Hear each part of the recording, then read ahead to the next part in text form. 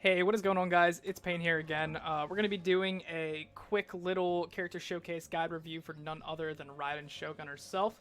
We're going to follow the same formatting we usually follow with these videos, so first thing I do want to touch on are going to be her weapon options. Now, if we're going to be honest here, Raiden has two weapon options, plain and simple. It's going to be the Engulfing Lightning, or it's going to be the free-to-play option, which is the catch. Now, I do not have the catch, because I would rather blow my brains out than ever catch a single fish. That being said, if you can, go for the catch, get the refinements. Again, the damage spike between her weapon and the catch, while it is a decent percentage of damage, it's not going to be anything too game-breaking. So if you do have the catch, you really do not need her signature weapon. But again, I decided to pick up her signature weapon because I didn't want to fish, and because the aesthetic of this with Raiden just looks absolutely gorgeous.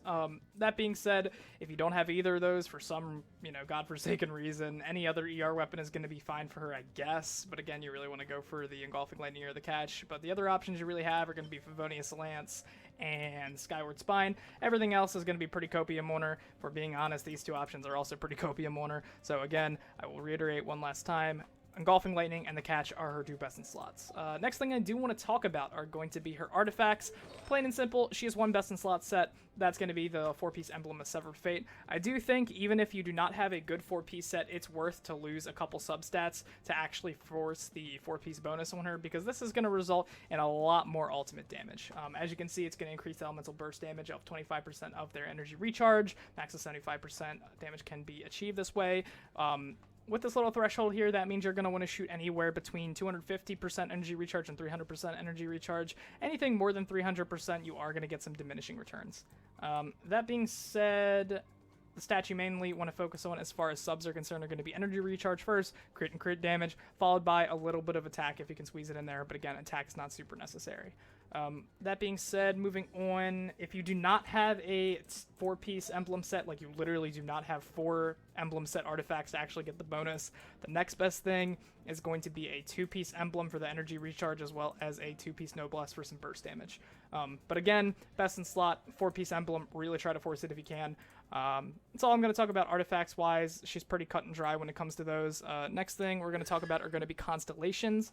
Now, her C1 and C2 are going to be her best ones. C1 is going to make it so her ultimate gets resolve stacks more when you use your other character's ultimate abilities.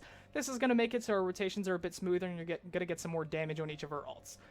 That being said, C2 is a real bread and butter. This is one of the best constellations in the game, plain and simple. You're going to get a huge damage spike when you do get this, because all of her slashes when she's in her ultimate ability are going to ignore 60% of opponents' defenses.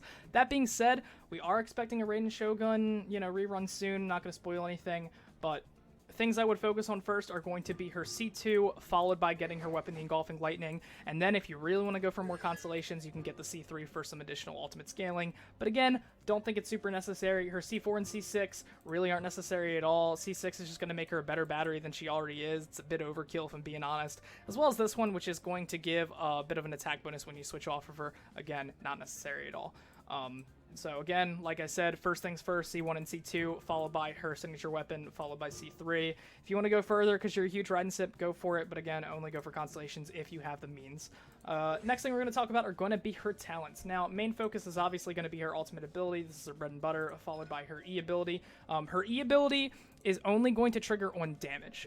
So what I mean when I say that is if you're attacking an Abyss Lector, Abyss Herald that has a shield, it's actually not going to trigger her E's damage. So it's only going to trigger when you're actually dealing damage to the enemy themselves. That being said, the scaling is pretty decent on this one, has 100% uptime, it's a very strong ability.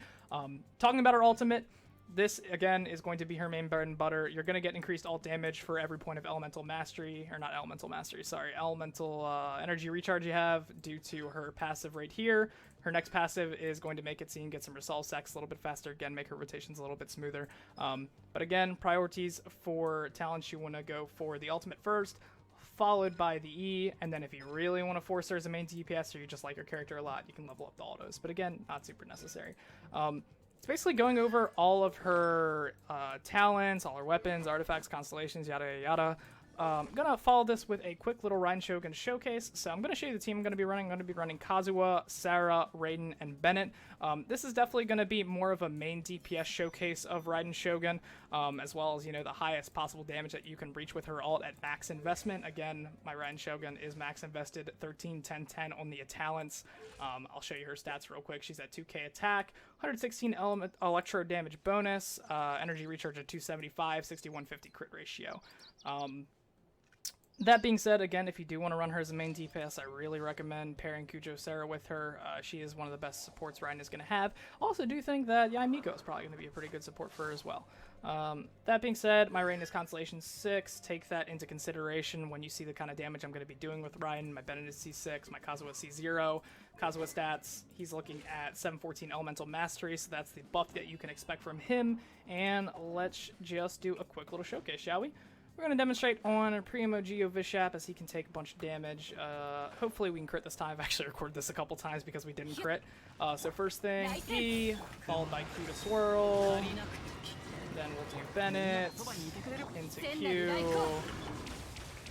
into E. Okay, as you can see, Raiden is fucking insane. She's one of the biggest burst DPSs in the game. That's pretty much going to do it for this showcase. That's basically all I wanted to talk about as far as her kit. She's a pretty cut and dry character. She has a best in slot for everything. Again, she's going to be getting that rerun soon, so make sure you save Primos if you are interested in pulling for her. That being said, it's going to do it for the video. You guys have a great rest of your day, and stay tuned for more. Thanks. Bye.